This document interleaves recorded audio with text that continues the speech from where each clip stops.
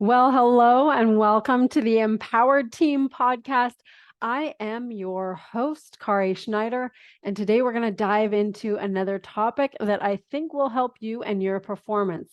That is the thing that lights me up, is helping others, typically achievers and leaders, become their best in order to give their best, really optimizing that performance. So today's topic is all about values creation, and specifically crafting your values to create your ideal, most fulfilling, purposeful future. Crafting your values with intention, creating your values going toward what you really want for your life. And the reason that I'm emphasizing this topic today is because I have seen personally, I've experienced personally how it really kicks us in the pants when we don't really know who we are, or we don't recognize how we've changed, and then we're simply not aligned with what we're doing in the world and who we really are. So the reason this comes up is because A, we're coming into a new year. B, the companies that I work with often have a creation of company core values. And this is what happens with company core values. If it's a larger company, then there's typically been a professional entity come in to help the company make a strategic plan. And if this company has stakeholders or perhaps a board, investors, people that the company has to answer to, whether they're a for-profit or non-for-profit, then the company has to answer to these entities. And so then there's an exercise done in order to create the company's core values, the company's vision, the company's mission, and a number of other things that have to be reported to the public. And that's the outward facing document. That's the outward facing image or structure or reports that go to the public, go to the stakeholders, go about the company. But then what I get to see, some of the things behind the scenes with the CEOs, the directors, the managers, the department heads, what I see behind the scenes are that they may be a little bit disjointed from some of those company values, because maybe they're not their own personal values, or maybe their department operates a little differently. And when that happens, there's a level of disconnect. There's a disjointed feeling between what maybe the company facing information is and what's actually going on behind the scenes. So what I encourage you to do is to be really, really aligned and decide what those core values are for you. Because as individuals, whether you run a company or not, whether you are owning your own business or not, it doesn't matter. The same exact thing happens with us as individuals. Instead of this outward facing strategic plan or company mission and vision, instead, what we do as individuals, we go and we start outwardly becoming what we think we're supposed to be for the rest of the world. Maybe the rest of the world is our immediate family. Maybe the rest of the world is our work environment. Maybe the rest of the world is just the way we thought we were supposed to look to the world based on how we were brought up. So then we have this core value system that isn't really aligned with what we want anymore, or who we think we are, or the future that we're trying to create. And so something feels off. It doesn't feel complete. We don't feel fulfilled. So that's when we have what's called, what I call a values conflict. Maybe there are values that you've had in the past that don't align with values that you want for your future, or that you currently have right now. And I have an episode on this from about a year ago. I believe it is what episode is this? Values conflict is back in episode 214. So over many episodes ago. So this is about 50 episodes ago. And values conflict describes specifically what happens when you have values that are actually holding you back from another value. And then you have to distinguish what value is of the most importance so that you can align your behavior or your actions to that value. That's what's going to feel fluid. It's going to feel easy. It's going to feel awesome. It's going to feel like your life is going the way you want it to, because everything in your mind and then the actions you put in the world are congruent. And that simply feels amazing. And the actions that come from that and the ultimate results and outcomes that come from that are so much greater than that struggle you've been going along with that might be resisting these old values. So what I'm talking about is really there's a lot of intangibles. It's a philosophical way of looking at what matters to us. So let me give you some examples. A year ago, I revisited my core values and I got very, very intentional to create my new values for the year. And I did that. And I came up with some incredible values, and they were different than my values in the past. So in the past, before last year, I had love and connection as a first value, but then I had strength and integrity as a second value, and so on. I had, I think, a total of about 13 different values. And I revamped it all because one of the things that I discovered was that my second major value of strength and integrity have really been there for me for a very, very long time, decades, in fact. And these three words, strength, integrity, and respect, had been so prevalent in my life for so many years that I started to realize that I wanted more of the fun, the joy, the other parts of me that were getting stifled from constantly living into strength and integrity and respect. My husband thinks I'm hilarious, but I wasn't allowing that funniness or fun to come out into other areas of my life, into my professional area. I may not have been smiling as much or making jokes as much or being as fun with my kids. And those are naturally parts of me that have been there as long as I can remember, but I learned how to stifle them so that I would be taken seriously in the professional world. And then I really started to emphasize more strength and integrity and respect to really be accepted in a male-dominated industry. When I was in high-performance sport and now in leadership roles, I would use those attributes, use those values in order to really be taken seriously and be looked upon as being very professional and an expert in my field.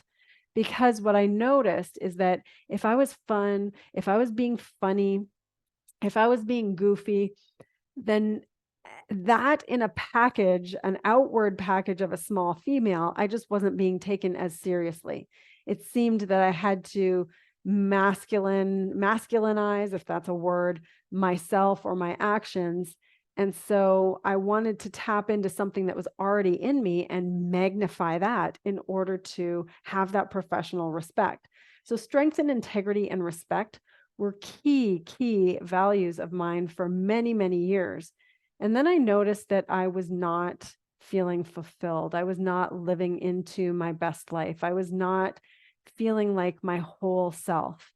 And so I expanded on my values. And last year, about a year ago, I created my values. And I did this through an exercise. I actually have an online course that you can easily do this. It won't take you very long. It's not a long course, but there are multiple steps to it, but they are easy to do so that you can create your own values. So I went through my own course. These are the same things I deliver to clients and have them go through so that they can identify what's really important to them. And even if they're not completely clear on it, especially the first time they go through an exercise like this, at least it starts the discovery process, discovering about themselves. And I would suggest that the discovery process is the first step. It's the step for you or for all of us to discover who am I? What do I like? What are my preferences? What matters to me? What is really important to me? And that typically unveils some values. Now, the next step, and this is what I've been doing for many years, is intentionally creating my values, creating values that I want to go toward because I've found that they've either been not in my life as much as I want them to be, or I feel that they are my next step in growth. I am all about growth, all about optimization, all about finding what my next level is so that I can help other people do that. And so my values last year became number 1, love and connection. Number 2, optimal vitality and performance. Number 3, growth, progress.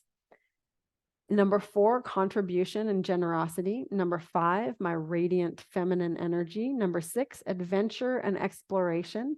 Number 7, fun and play. That includes the funny too, the humor, games, jokes, humor, laughter.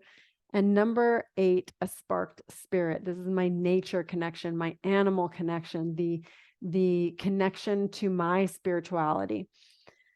So those became my 8 values. And I'm going to tell you this, that I had created my values with intention. So not discovering my values, not tapping into who I thought I was, but rather knowing who I am at the time, a year ago, knowing exactly who I was, and then creating what I wanted for the future year. This happened a year ago. And then using that platform of my values, I then made a plan. I made a plan for my entire year. I knew what I wanted to do with my business. I knew what I wanted to do with my family. I knew what I wanted to achieve personally. And I mapped it all out so that my values were supporting my plan for the year. And my plan for the year was in alignment with my values of love and connection, optimal vitality and performance, growth and contribution, growth and progress, my contribution and generosity, all of the things that I created for my values. Everything was all in alignment. And then when the year barely got started, I got so sick, so sick, sicker than I've ever been. I'm still dealing with this illness, although I've made massive progress. And I can tell you this, my entire plan, my entire documented plan for myself, for my business, for my relationships, my family, all of those things that was so wonderfully aligned to my values, all got thrown out the window. Everything changed. Anything that I thought I could still do had to be adjusted or completely canceled or changed in some form or another. Anything I tried to do, even in a modified format, had to be adjusted, changed, or canceled. And that was simply because I was so sick and had to spend so much time trying to figure out how to heal this thing that I was diagnosed with called Graves' disease.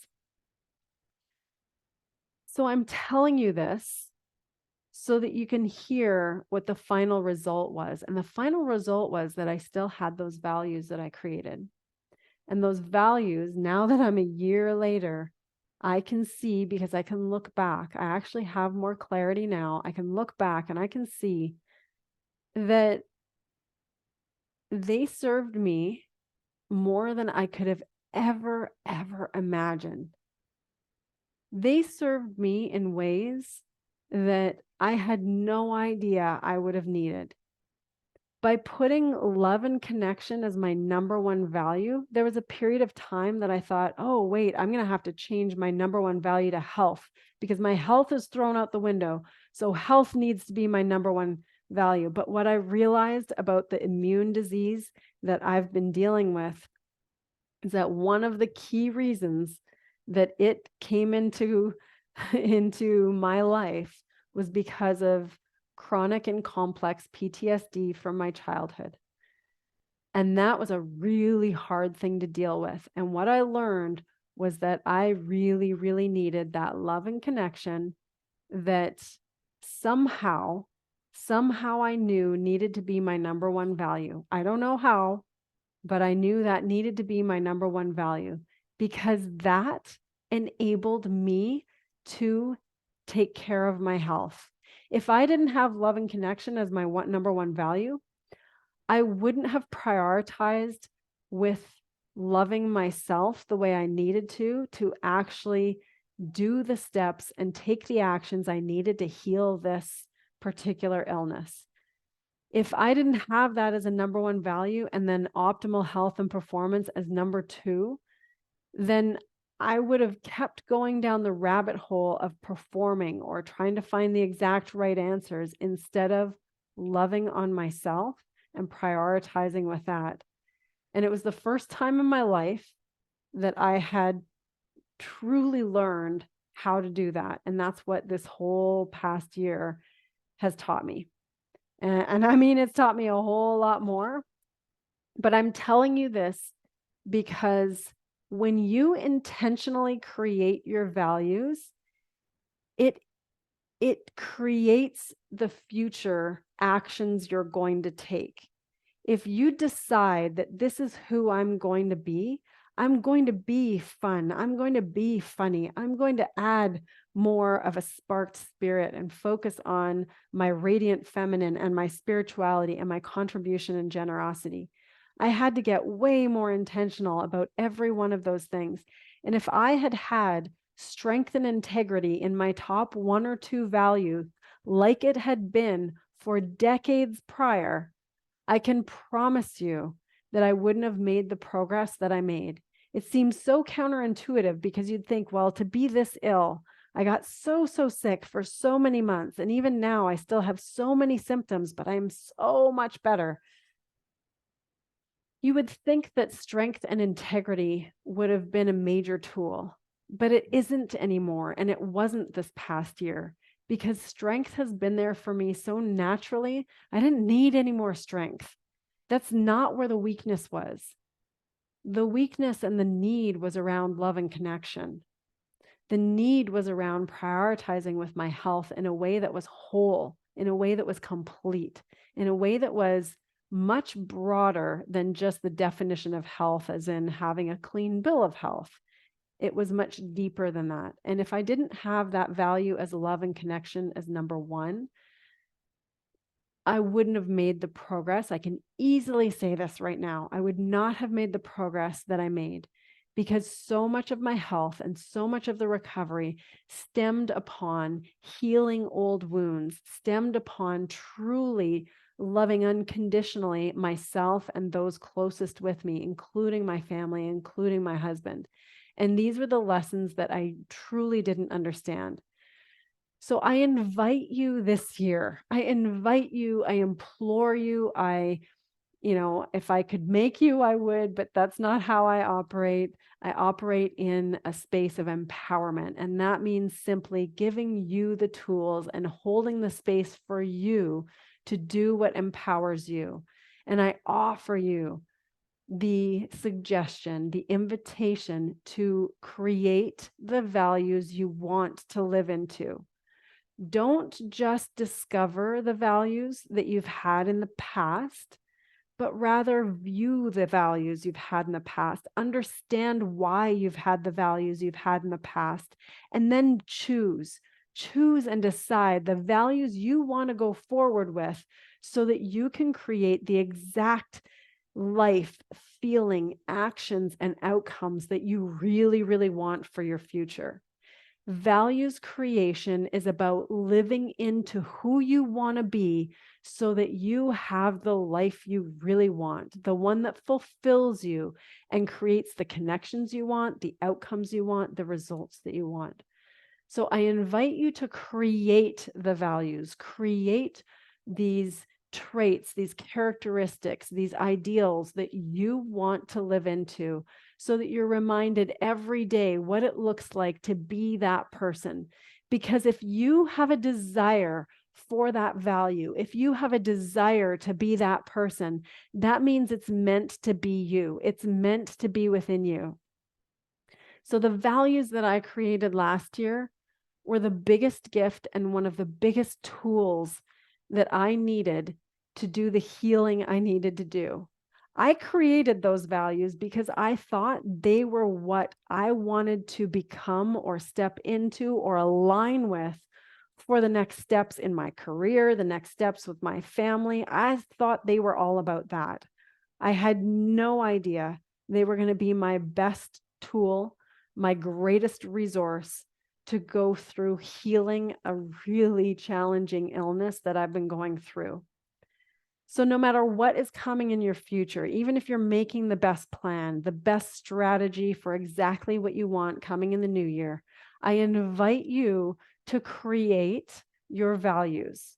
Sit down and go through the exercises. We have a course for you. Even if you don't use our course and you've done values exercises before, revisit your past ones so that you can create what you want for your future.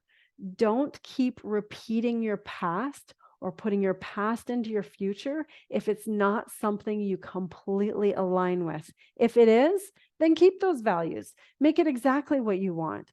If it isn't, adjust or change the prioritization or order in order to create the values you want to live into. That is my invitation for you in this special time of year when we typically get to reflect and we get to look forward. It's this beautiful space of holding space for the past and holding space for what can come in our future. And that is that holding space of being present and understanding and being able to get into the beautiful space of creation and who you want to become. So do it. Can't say it enough. I invite you, do your values creation. If you want support from us, we will pop the link into the show notes so that you can see how we can support you with an online step-by-step. Have a wonderful rest of your day and a powerful week. We hope you have all of the wonderful values that light you up at your fingertips.